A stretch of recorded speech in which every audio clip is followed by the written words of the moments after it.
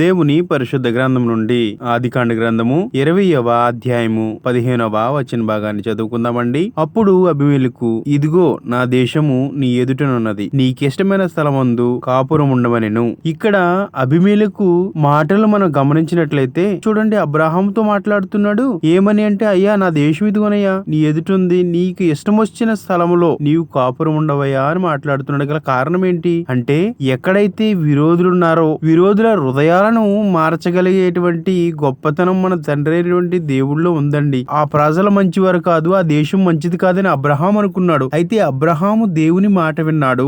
దేవుడు అబీమెలెకు హృదయాన్ని మార్చాడు. అలాగే విశ్వాసులమైనటువంటి మనము కూడా ఒకవేళ దేవుని యందు భయభక్తులు కలిగి ఆయన వాక్యానుసారమైన జీవితాన్ని మనం జీవిస్తూ ఆయన మాటలకు ఆయన ఆజ్ఞలకు భయపడి లోబడి జీవిస్తే మనల్ని కూడా అదే విధంగా ప్రతి ఇబ్బంది నుండి తప్పిస్తాడని వాక్య లేఖనాలు తెలియజేస్తూ ఉన్నాయి.